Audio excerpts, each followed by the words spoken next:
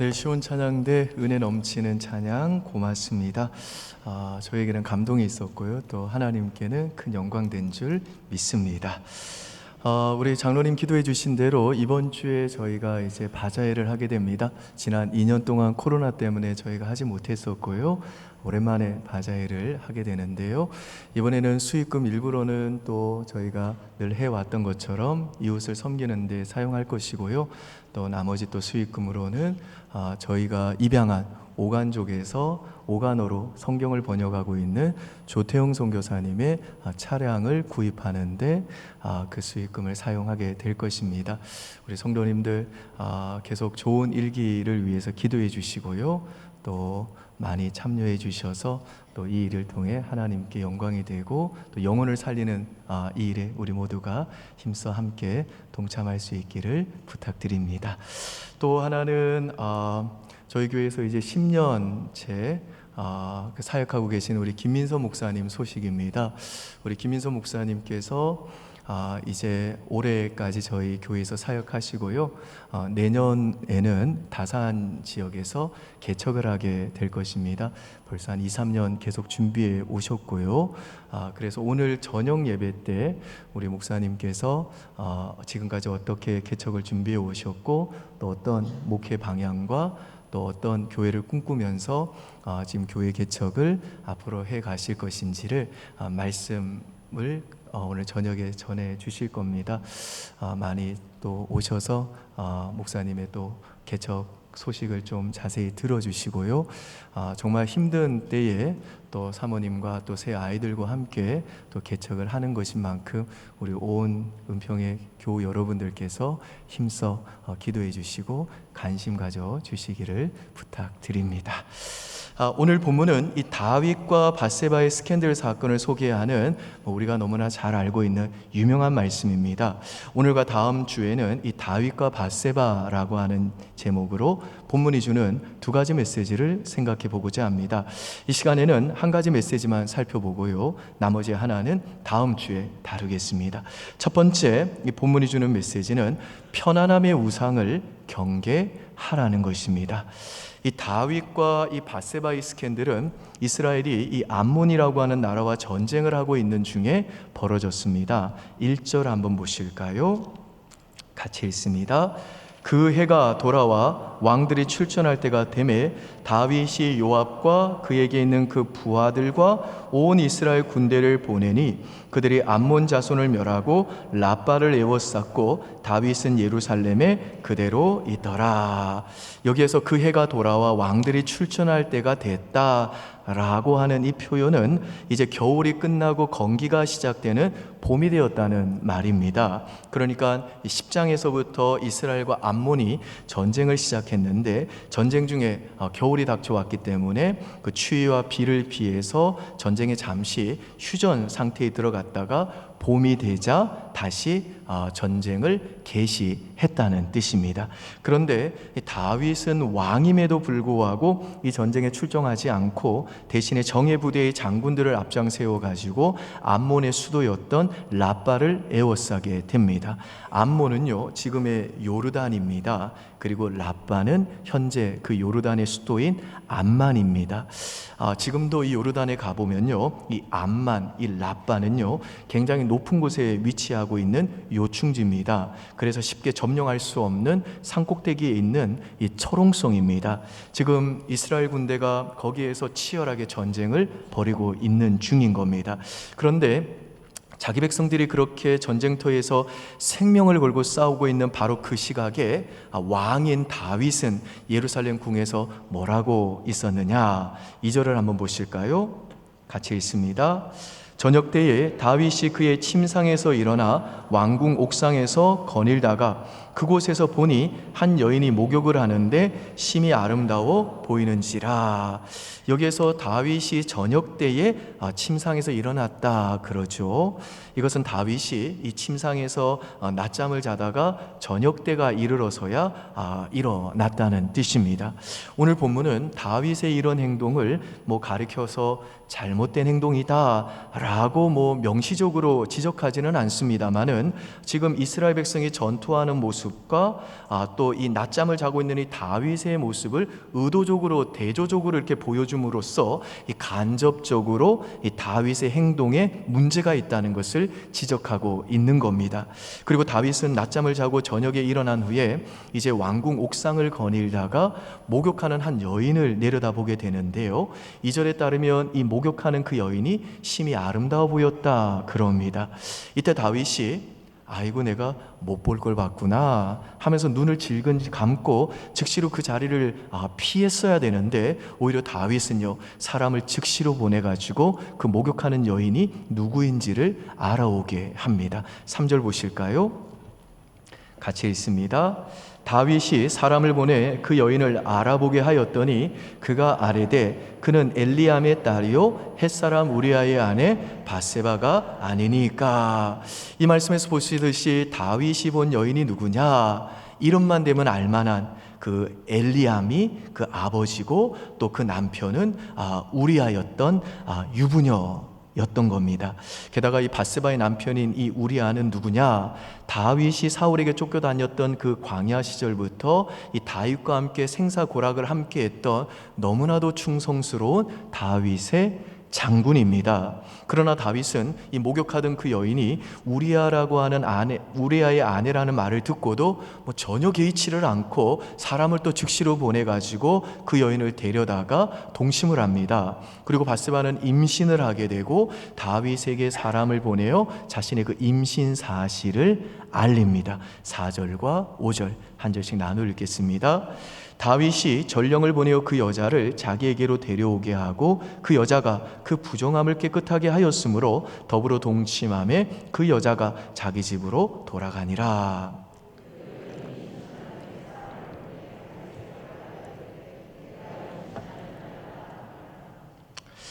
자, 오늘 이 본문을 통해서 우리는 지금까지 우리가 볼 수 없었던 이 다윗의 이중적인 모습을 보게 되는데요, 먼저 다윗은요 하나님이 자신에게 맡겨주신 그 직분을 감당하는 일에는 아주 소홀히 하면서 마치 배부른 돼지처럼 저녁 때까지 자다가 침상에서 어슬렁 기어 나와가지고 왕국 옥상에서도 그냥 느릿느릿하게 거닐고 있습니다. 그런데 그런 다윗의 모습과는 대조적으로 다윗이 밧세바와 간음하는 죄를 지을 때는요, 다윗의 이 움직임의 그 속도가 굉장히 빨라집니다. 그래서 오늘 본문을 히브리어 원문으로 보면 보고, 보내고, 알고, 다시 보내고, 데리고 오고, 같이 자고, 다시 보내고, 임신된 사실을 알렸다라고 하는 이 동사들이 정신없이 나옵니다. 이 모든 일들이 한순간도 쉬지 않고 그냥 일사천리로 아주 빠른 속도로 이루어졌다는 말입니다. 잠언에 보면요, 하나님이 미워하시는 악인의 모습을 이렇게 묘사합니다. 잠언 1장 16절 보실까요? 시작. 대저 그 발은 악으로 달려가며 피를 흘리는데 빠름이니라. 이 말씀에 보면 악인의 발은요 하나님을 향해서는 전혀 움직이지를 않아요.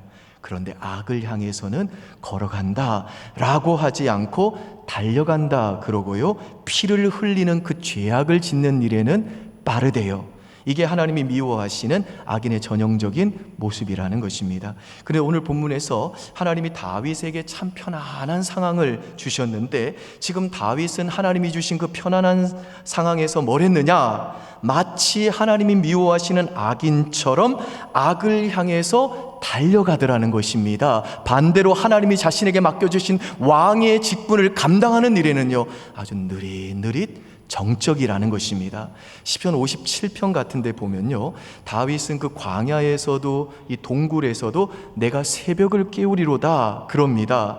그러니까 다윗이 10년간 그 사울을 피해 도망 다니던 그 불편한 삶을 살 때에도 다윗은요 아침에 새벽에 일찍 일어나서 제일 먼저 했던 게 뭐냐? 기도로 하나님께 가까이 가는 거였다는 것입니다. 그런데 하나님이 그에게 정말 편안한 삶, 편안한 복을 주시니까 오히려 그 편안함에 안주해가지고 낮잠 실컷 자다가 저녁 때쯤 일어나가지고 그 하나님이 맡겨주신 왕의 직분을 행하는 데는 느릿느릿 움직이다가 오히려 그 발이 악을 행하는 그 일에는 마치 하나님이 미워하시는 악인의 발처럼 그 죄짓는 데는 달려가더라는 것입니다.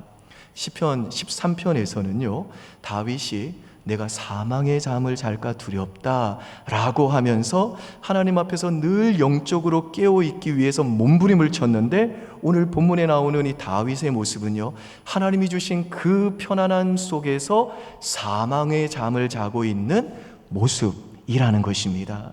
그래서 오늘 본문이 우리에게 주는 첫 번째 메시지는 뭐냐?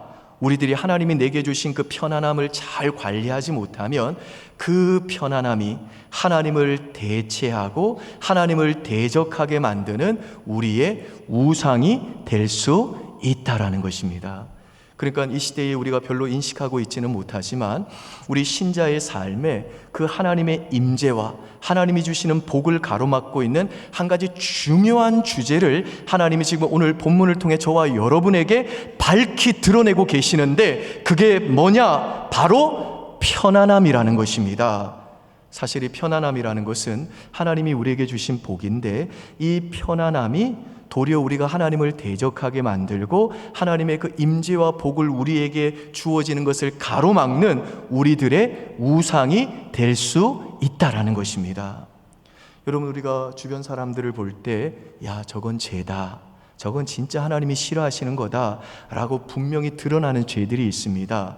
예컨대 저 사람 참 탐욕적이다, 왜 이렇게 욕심이 많아, 돈만 밝히네, 참 저것 봐라, 저 사람 참 정욕적이고 음란한 행위를 하네, 저거 참 악하다, 저 사람 너무너무 교만한 사람이야, 저 사람 참 폭력적이네, 이렇게 딱 보면 죄가 보이는 것들이 있습니다. 그런데 그런 죄들은 우리가 막 비난을 하는데, 편안하게 자신의 삶을 살아가는 것에 대해서는 우리 스스로도 그렇고 남을 볼 때도 그렇고 그것이 하나님을 가로막고 있는 우상이다 라고 느끼지 못할 때가 많습니다. 그런데 오늘 본문이 우리에게 주는 메시지는 뭐냐? 하나님이 내게 주신 그 편안함의 복이 하나님을 대적하는 내 우상이 될 수 있다라는 것입니다. 여러분, 그런데 이 편안함이라는 것은요, 단순히 육체적으로 그냥 편안하게 산다는 것을 의미하는 게 아닙니다. 물론 그것도 포함됩니다만은, 편안한 삶을 지금 우리 시대의 이 삶의 스타일, 저와 여러분 이 시대의 사람들의 삶의 스타일에 적용하면 이런 겁니다. 나는 절대로 스트레스 받지 않는 구조로 내 삶을 디자인할 거야. 그래서 스트레스 받지 않는 그 관계가 스트레스 받는 관계로 변하면 나는 그 관계 무조건 끊어버릴 거야. 또 사생활을 엄청나게 중요하게 여기는 사람, 이런 사람들이 있죠. 그러니까 내가 원하는 삶의 구조와 공간과 스케줄이 딱 있습니다. 이건 누가 침해하면 불같이 화를 내는 사람들이 있어요. 이 스케줄, 내가 정한 이 삶의 공간, 이 스케줄에는 하나님도 못 들어와. 그래서 내 개인의 삶에 방해받는 것에 대해서 극단적인 민감함을 보이는 사람들이 있습니다. 내가 일을 하고 있는데 옆에서 누가 건드린다거나 내가 울타리 쳐 있는 이 내가 누리고 있는 이 편안한 삶을 자꾸만 누가 간섭하고 자꾸만 못 살게 굴면 그것이 하나님이라도 내치게 된다는 겁니다. 왜 그렇습니까? 내가 추구하는 그 내 삶의 스타일은 편안함인데, 그 편안함이 나의 하나님인데, 이 편안함을 가로막는 모든 것은 이제 전부 다 저리 가라. 나는 그냥 내 편안함을 추구하며 살겠다. 이 편안한 나의 삶에는 하나님도 못 들어온다 라고 할 때 이 편안함이 하나님을 대체하는 우리의 우상이 돼 버렸다라는 것입니다. 제가 이렇게 말씀드리면 여러분 중에는 아마도 목사님, 편안함은 하나님이 주신 거 아닙니까? 그러면 우리 그리스도인들은 늘 바쁘게 살아야 되고 가난하게 살아야 되고 불편하게 살아야 된다는 말입니까? 라고 묻는 분들이 계실 겁니다. 여러분, 그렇지 않습니다. 제가 이미 말씀드린 대로 편안함은 하나님이 우리에게 주신 복입니다. 지금 다윗에게 이 편안한 복을 누리게 하신 분이 누구십니까? 하나님이십니다. 그러니까 편안한 삶, 이 평온한 삶, 이건 다 하나님이 우리에게 주시는 복이라는 것입니다. 그런데 문제는 뭐냐? 하나님이 주신 이 편안한 복을 우리가 잘 관리하지 못하면 이 편안함이 도리어 하나님을 대체하고 또 하나님께서 내게 주시는 그 임재와 그 복을 가로막는 나의 우상이 될 수 있다라는 것입니다. 자, 그러면 하나님이 우리에게 주신 이 편안함이 언제 우리에게 우상이 될까요? 하나님께서 내게 다가오는 것을 막는 방식으로 우리들이 이 편안함을 추구할 때, 그리고 이 편안함 때문에 내가 자꾸만 하나님으로부터 멀어지게 만들고 하나님 나라 확장이나 영혼 구원에 대한 관심을 식어지게 만들면 이 편안함이 나에게 우상이 된 것입니다. 그리고 나의 우상이 되어버린 이 편안함은 더 이상 내게 복이 아니라 이건요, 나에게 재앙인 것입니다. 김남주 목사님 쓰신 책에 보면 이런 얘기가 나옵니다. 엿장수 얘기인데요, 옛날에 엿장수가 와가지고 가위를 탁탁탁탁탁 하면서 초등학교 앞에서 엿을 조그맣게 만들어서 아이들의 입에 하나씩 넣어준다는 거예요. 옛날에는 뭐 단 걸 먹을 기회가 없으니까 그러면 애들이 막 그거 한 입 먹으려고 난리를 부린다는 겁니다. 그리고 엿을 하나 입에 딱 아이들 입에 넣어주면 애들이 팍 돌아버려가지고 이게 마약처럼 이제 보는 모든 게 고물로 보인다는 거예요. 고물로. 김남주 목사님 얘기를 한번 직접 한번 들어보세요. 단 것을 먹을 기회가 거의 없던 아이들에게 엿 조각은 혀끝에 감각의 신세계를 선물합니다. 온몸에 단맛이 퍼지면서 기쁨이 느껴집니다. 이제 엿장수는 고물을 가져오면 더 큰 엿을 줄 것이라고 말합니다. 그때부터 아이들 눈에는 모든 물건이 고물로 보이기 시작합니다. 형이 읽다가 구석에 밀쳐놓은 책과 할머니의 고무신, 강아지 밥그릇에 이르기까지 눈에 불을 켜고 엿과 바꿔 먹을 수 있는 것들을 모으러 돌아다닙니다. 엿을 맛보았기 때문입니다. 여러분, 엿맛을 본 아이들에게는 이제 모든 것이 엿과 바꿔 먹을 고물로 보이는 것처럼 우리가 늘 예배를 통해서 주님의 은혜를 늘 맛보고 살면 어떻게 되느냐? 모든 것이 주님과의 관계로 보이기 시작을 합니다.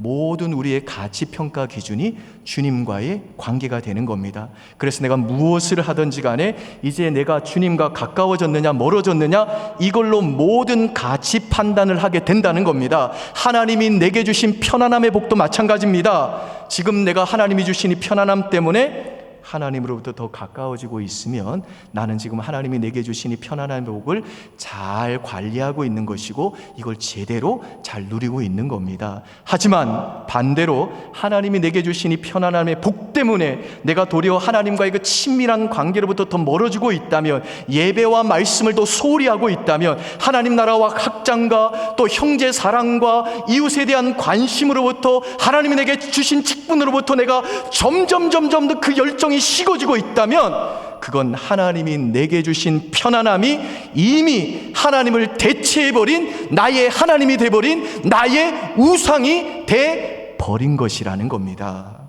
그리고 하나님이 내게 주신 이 편안함이 내게 하나님이 돼버리고 내게 우상이 돼버려가지고 그 편안함이 내 삶에 하나님의 임재와 복을 막히는 방향으로 또 하나님께 기도할 시간을 대체하는 방향으로 가게 되면 그 편안함은요, 나에게 이제 유익이 아니라 영적으로 내게 손실이 되는 겁니다. 그게 왜 손실이냐? 하나님이 주신 그 편안함이 내 우상이 돼버리면 하나님이 내게 이미 주신 그 편안함 때문에 하나님이 내게 앞으로 주실 모든 좋은 것, 미래에 내게 주실 모든 복들을 잃어버리기 때문에 그렇다는 것입니다. 우리가 앞으로 보겠습니다마는 다윗이요, 이 하나님이 주신 이 편안함을 악용해 가지고 밧세바와 범죄하고 나서 하나님이 그의 미래에 주실 좋은 것들을 얼마나 많이 잃어버리게 됐는지 모릅니다. 그리고 다윗은요, 이 편안한 복을 잘 관리하지 못하고 그 발이 죄로 달려가는 바람에 정말 그 가정에 이제 이후부터는 칼이 끊이지 않게 되고요, 그리고 또 나중에 그는요 정말 피눈물을 흘리게 됩니다. 여러분, 예전에 옥동자로 유명했던 개그맨 정종철 씨 아시죠? 이분이 신실한 신앙인이기도 하시는데요. 이분이 한참 잘 나갔을 때 얘기입니다. 한참 잘 나갔을 때 너무 행사도 많고 개그 아이디어를 짤 일도 많고 하다 보니까 업무적으로 이분이 너무 스트레스를 받은 거예요. 근데 이제 결혼까지 하고 나니까 아이 셋을 낳고 온갖 바쁜 삶에 시달리다 보니까 나는 무조건 일하고 돈만 번다. 그래가지고 자녀들은요 이제 아내한테 다 맡기고 자기가 너무 일적으로 스트레스를 받으니까 자기가 유일하게 스트레스를 풀 곳을 찾았는데, 그래도 신앙인이니까 술집 같은 데는 못 돌아다니니까 이분이 찾은 게 뭐냐? 낚시와 골프로 스트레스를 풀기로 한 겁니다. 그러니까 일만 끝나면요 이 골프 가방 메고 골프 치러 가고 낚시 가방 메고 또 이렇게 계속 그렇게 낚시하면서 자신만이 추구하는 편안한 삶을 살았다는 겁니다. 그런데 어느 날 집을 나가려고 하는데 이 골프 가방 속에 그 속에다가 아내가 편지를 하나 넣더라는 거예요. 그래서 나중에 편지를 보니까 거의 그 편지가 아내의 유서 같더라는 겁니다. 여보, 나 이제 죽고 싶다. 나 그만 살고 싶어. 알고 보니까 이 아내가 세 자녀를 낳으면서 첫째는 낳을 때는 임신 중독증에 걸려가지고 죽을 뻔했고 너무 힘들었고, 둘째 낳을 때는 또 우울증에 빠져가지고 또 너무 힘들었고, 또 셋째 낳을 때도 하루 종일 누워 있어야 되는 여러 가지 어려움이 있었다는 겁니다. 그러니까 남편 이 정종철 씨는 열심히 자기는 돈만 벌어다 가지고 가정에 아내한테 주면 된다고 그렇게 생각하고, 일 끝나면 자기는 딴 거 다 안 하고 자기 스트레스 푸는 그 편안한 삶을 추구하고 있었는데, 그런 편안한 삶을 추구하는 그 삶 과정 가운데 정작 아내는요 죽어가고 있었다는 겁니다. 그래서 이 정종철 씨가 그 편지를 읽으면서 내가 뭐가 이렇게 힘들었는가, 그 편지를 들고 벌벌벌 떨면서 자신의 그 삶이 변화가 되는 계기가 되는데, 이분이 그때부터 자신이 낚시와 골프를 절제를 하고 개그맨이라고 하는 그 직업도 잠시 내려놓고 새로운 삶에 도전하게 되는데, 요새 인스타나 유튜브 보시면요 이분이 옥주부로 유명합니다. 엄청 요리 잘하는 사람이 돼가지고 사업도 엄청 잘하고 계세요. 그런데 이렇게 자신이 생각하는 이 편안한 그 편안한 삶을 자기가 벗어나는 계기가 이거였다는 거예요. 이분의 이야기를 한번 직접 들어보십시오. 저희 부부가 2006년에 결혼했는데 새 아이를 낳고 식구가 많아지다 보니 저는 가정보다도 일을 쫓게 됐어요. 자연스럽게 가족들에게 소홀해졌죠. 그러던 어느 날 아내가 편지 한 통을 줬어요. 편지를 읽는데 손이 바들바들 떨리고 눈물이 줄줄 나왔어요. 미안하다는 생각밖에 안 들었어요. 뼈 아프게 후회했고 반성했죠. 이후 방송활동을 중단하고 아내랑 시간을 많이 보내야겠다고 다짐했는데 몇 년 사이 아내와 대화하는 법을 잊은 거예요. 어떤 말을 해야 할지 모르겠어서 내일 우리 뭐 먹을까 물어봤는데 이 질문으로부터 옥주부 인생이 시작됐어요. 여러분, 이 개그맨의 삶을 통해서 우리가 알 수 있는 것이 무엇인가 하면요, 우리가 뭐 이 편안한 삶을 추구한다는 그 말이 스케줄 없이 그냥 게으르게 놀고 먹으면서 산다 그런 뜻이 아니라는 겁니다. 나는 바쁘게 사는 내 라이프 스타일이 있는 거예요.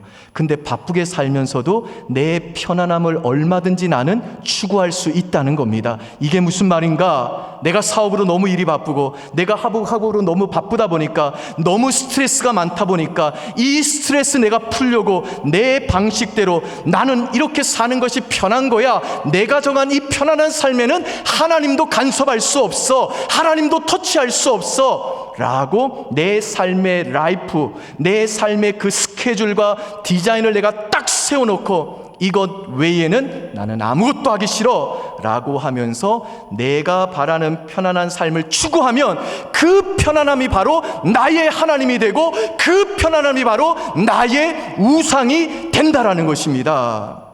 여러분이 정종철 씨는요 스케줄이 없던 사람이 아니에요.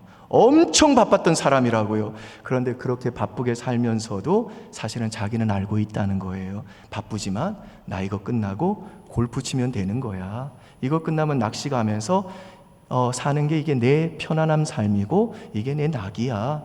이 안에는 내 아내도 못 들어와. 내 자식도 터치 못해. 하나님도 이건 터치 못해. 그러니까 하나님이 내게 일을 주셨고 성공을 주셨고 골프 치고 낚시할 수 있는 그 편안함을 누릴 수 있는 복을 주셨는데 도리어 그 편안함 때문에 하나님이 내게 앞으로 주실 모든 것을 다 잃어버릴 뻔 했다라는 것입니다. 그 잃어버릴 뻔한 게 뭔가, 하나님이 내게 가정도 주셨고 아내도 주셨고 자녀도 주셨는데 내가 바라는 방식대로 내 편안함을 위해 내 스케줄과 내 삶을 내가 딱 디자인해 놓고, 사실은 그것 때문에 하나님이 내게 더 많이 주시기를 원하셨던 모든 것, 미래의 모든 복들이 전부 다 막히고 전부 다 무너질 수 있었다는 것입니다. 그러니까 내가 아무리 바빠도 내 방식대로 스케줄을 딱 정하고 이건 절대 안 할 거야, 나 이건 버릴 거야, 이건 내가 신경 안 써도 돼, 그렇게 내 방식대로 내 편한 대로 삶을 살게 되면 그 편안함이 나의 하나님, 나의 우상이 돼버려가지고 하나님이 내게 미래에 주실 모든 복들을 잃어버릴 수 있게 된다는 것입니다. 예컨대 교회를 오래 다녀도 교회 공동체 생활을 평생 안 해본 사람들이 있어요. 10대 때는요, 입시 준비한다고, 20대, 30대는요, 나 공부할 거다, 나 돈 벌 거다 해가지고 그렇게만 자기가 딱 정해놓은 삶의 스타일 안에 하나님 못 들어오게 하고 그렇게만 살다가 어느 순간 내게 교회 모이면 필요 없어, 기도 생활 필요 없어, 그렇게 30대, 40대 살아가다 보니까 이제는요, 믿음의 친구도 없고요, 동력자도 없고요, 하나님과 친밀히 교제하는 그 기도의 맛도 모르고요, 주의 백성들이 함께 모여 그 하나님을 찬양하는 찬양의 기쁨도 못 누리고요, 내가 헌신한 게 없으니까 교회 공동체로부터 오는 그 즐거움을 모두 다 잃어버리고 사는 중년들이 너무나 많더라는 것입니다. 또 사람 만나기를 꺼려하는 분들도 있습니다. 연애를 하고 싶어도 못하는 사람이 있지만 그 반대로 연애를 그냥 안 하고도 지금 내 삶이 너무 편한 거예요. 그러니까 굳이 뭐 연애를 해야 되나요? 굳이 뭐 결혼을 해야 되나요? 그냥 뭐 집안에서 참 배달 음식 시켜 먹고 넷플릭스 보면서 나 혼자 이렇게 지내는 게 이렇게 편한데, 그러니까 하나님이 내 삶 가운데 주시기를 원하시는 그 특별한 만남의 계획과 복을 누리지 못하고 지금 내 삶이 너무 편하니까 몇 년이 지나도 그냥 혼자 산다는 것입니다.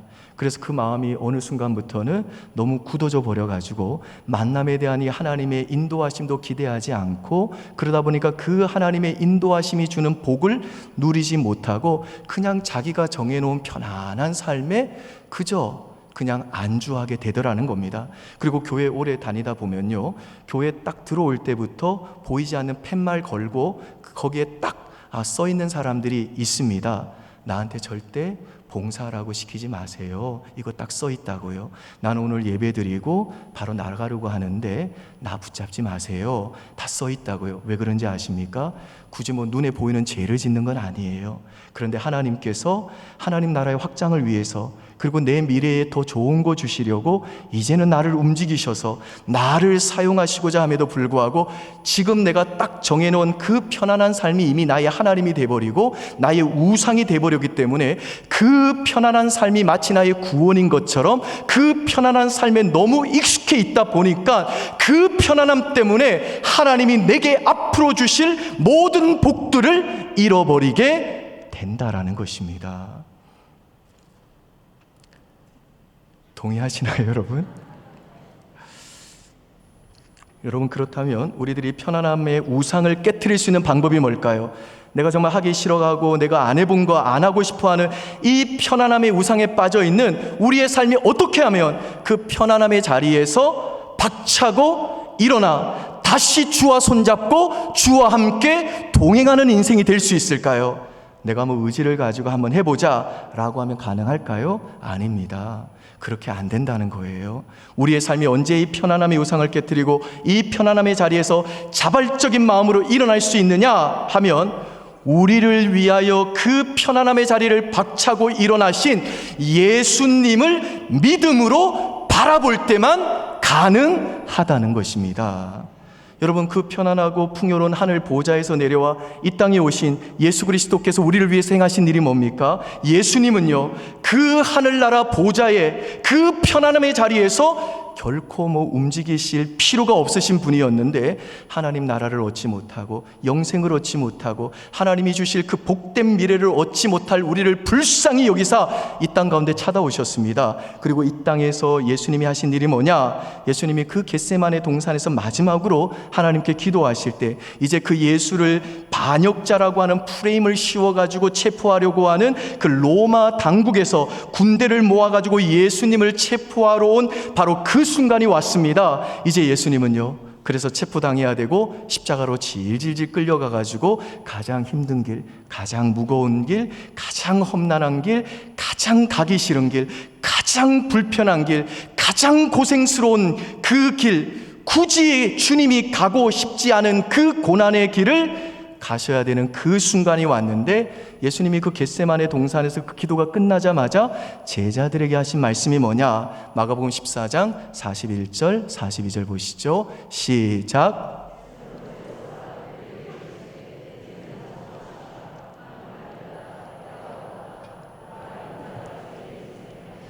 일어나라, 함께 가자. 보라, 나를 파는 자가 가까이 왔느니라. 자, 여기 보시면 예수님이 때가 왔도다. 보라, 인자가 죄인의 손에 팔리느니라. 그 다음 뭐라고 그러시죠? 일어나라, 함께 가자. 보라, 나를 파는 자가 가까이 왔다. 그러세요. 그러니까 예수님은요, 십자가로 가는 그 마음이 가장 무거웠던 그 순간에 나 진짜 가기 싫다라고 말씀하지 않으시고 그 순간에 하나님 앞에 기도를 마치자마자 하신 말이 뭐냐? 영어로 Rise, let us go. 자, 이제 일어나서 우리 함께 가자 그러셨다고요. 어디로 가자는 거죠? 편안한 길로 가자는 게 아닙니다. 죽으러 가자는 거예요. 불편한 길 가자는 겁니다. 십자가지로 가자는 겁니다. 근데 너희들도 나랑 같이 가자는 겁니다. 무슨 말이죠? 내가 너희에게 구원과 영생과 천국과 미래의 모든 좋은 것이 너희의 죄 때문에 절대 너희에게 막히지 않기 위해 내가 지금 너희의 그 과거와 현재와 미래의 모든 죄 가지고 십자가로 가서 너희를 대신해 하나님의 저주와 형벌을 받을 거다. 그러니 이제 너희에게 주어진 너희의 그 십자가를 지고 걸어가는 그 인생, 너희가 정말 고단하다고 불편하다고 여기는 너희의 인생의 그 무거운 짐 때문에 너희들이 걸어가는 그 길은 결코 하나님의 저주와 형벌과 불행이 아니라 그 길은 하나님의 사랑으로 예비된 하나님의 계획 가운데 있는 길이고 그 불편한 길 끝에도 내가 너희를 위해 예비된 복된 미래와 영광이 예비되어 있으니 사랑하는 아들아, 사랑하는 딸아, 그 불편한 길일지라도 너희는 이제 일어나 내 손 붙들고 나와 함께 가자라는 뜻인 겁니다. 그러니까 예수님이 그 무거운 엉덩이를 들고 일어나신 이유가 뭡니까? 우리를 구원하시고 우리 미래에 모든 좋은 것을 아낌없이 주시고자 하시는 그 우리를 향한 그 사랑 때문에 그 무거운 부담감의 자리에서 예수님은요, 박차고 일어나 그 죽음의 길, 불편한 길, 그 십자가로 움직이는 것이 가능했다라는 겁니다. 그러므로 그 마음이 가장 무겁고 부담됐을 때 가장 무거웠던 그 부담감보다도 우리를 향한 그 사랑이 더 크셔서 주님이 우리를 위해 가장 불편한 십자가 길로 움직이신 덕분에 우리의 삶에 가장 무거운 문제인 하나님의 임재와 모든 미래의 내가 받을 그 복을 바로막는 나의 죄의 무게, 나의 죽음의 무게가, 문제가 해결된 걸 내가 믿음으로 바라볼 때 내가 내 삶의 스타일을 절대 벗어나고 싶지 않고 나의 사생활, 내 라이프 스타일을 절대 침해받고 싶지 않아서 남에게 화를 내고 하나님도 내 라이프 스타일에 들어놓지 않았는데 그렇게 내 삶을 지키려고 했는데 그 예수님의 사랑 때문에 이제는 나도 내 편안함의 우상을 깨트리게 되고 주를 위해 나도 그 편안함의 자리에서 박차고 일어나 주님의 손 붙잡고 우리에게 주어진 인생길 묵묵하게 주님과 동행하며 걸어가게 된다라는 것입니다. 그리고 그렇게 주님을 위해 일어나서 주님과 함께 동행하며 걷는 그 길에서만 우리는 주님만이 내게 주실 수 있는 진정한 안식과 삶의 평안을 얻게 된다는 겁니다. 왜요? 마태복음 11장 28절에서 주님은 그 주님과 동행하는 자에게, 주님에게 오는 자에게, 주님을 따르는 자에게 수고하고 무거운 짐진 자들아 다 내게로 오라. 내가 너희를 쉬게 하리라. 나는 마음이 온유하고 겸손하지 나의 멍에를 메고 내게 배우라. 그리하면 너희 마음이 쉼을 얻으리니 이는 내 멍에는 쉽고 내 짐은 가벼움이라 라고 약속하셨기 때문에 그런 겁니다. 믿습니까 여러분? 아멘. 바라기는 오늘 이 시간 혹시 여러분 중에 하나님이 주신 이 편안함이 우상이 되어 버려가지고 그 편안함의 안주에 계신 분들 계시다면 Rise, let us go. 자, 이제는 일어나라.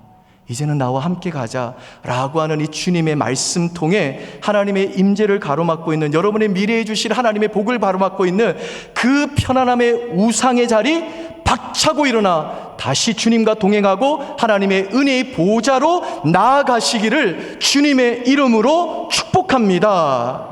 그리고 하나님이 편안함의 복을 주실 때 그 편안함이 하나님을 대적하는 데 우상이 되지 않도록 늘 깨어 경계하시고 그 편안함 때에 더욱더 하나님을 가까이 하시고 하나님이 내게 주신 직분을 귀하게 감당하시고 하나님이 주신 그 편안한 복을 하나님 나라 확장을 위해, 영혼 구원을 위해, 여러분의 이웃의 유익을 위해 흘려보내는 그 삶을 사심으로 하나님이 주시는 진정한 안식과 평안함을 누리며 사는 저와 여러분 될 수 있기를 주의 이름으로 축원드립니다. 아멘. 아버지 하나님, 우리도 다윗과 다를 바가 없습니다. 하나님께서 주신 편안함의 복인데 우리는 그 편안함의 복을 잘 관리하기보다 그 편안함의 복을 이웃에게 흘려보내고 그 편안한 때에 더 하나님께 가까이 가고 하나님을 섬기기보다는 오히려 그 편안한 복을 악용해서 영적으로 게으르게 되고 죄를 짓는데 우리의 발이 빨리 움직일 때가 많은 연약한 죄인입니다. 하나님 아버지, 우리를 용서하여 주시옵소서. 오늘 이 다윗의 모습에서 나를 발견하는 은혜 주십시오. 그래서 우리로 하여금 우리가 하나님의 복을 누리는데 방해되지 않도록 우리를 위해 그 불편한 길, 그 십자가의 길 묵묵히 걸어가신 그 주님을 다시 한번 믿음으로 바라보고 또 그 주님이 Rise, let us go. 사랑하는 아들아, 사랑하는 딸아, 이제는 일어나라. 그리고 내 손잡고 같이 가자. 이 음성 듣고 이 편안함의 우성 박차고 일어나 다시 주님과 동행하는 믿음의 길 걸어가도록 인도하여 주시옵소서. 아버지 하나님, 하나님이 우리에게 그 편안한 복을 주실 때에도 우리로 하여금 그 편안함을 악용하여 죄 짓는 데 사용하지 않게 하시고 그것이 우상이 되지 않도록 하여 주시고 늘 경계하고 깨어있게 하시며 그 편안함 때에 더욱더 하나님을 가까이 섬기게 하시고 더욱더 말씀과 기도를 가까이 하게 하시고 하나님 나라와 영혼 구원을 위해서 내게 주신 사명을 성취하는 그 일을 위해 우리로 힘써 달려갈 수 있도록 은혜 내려 주시옵소서. 그래서 하나님이 주신 그 편안한 복이 내게 재앙이 아니라 진짜 나의 복이 될 수 있도록 은혜 내려 주시옵소서. 감사드리며 예수님 이름으로 기도합니다. 아멘. 우리 다 함께 자리에서 일어나셔서 하나님께 찬송하시겠습니다.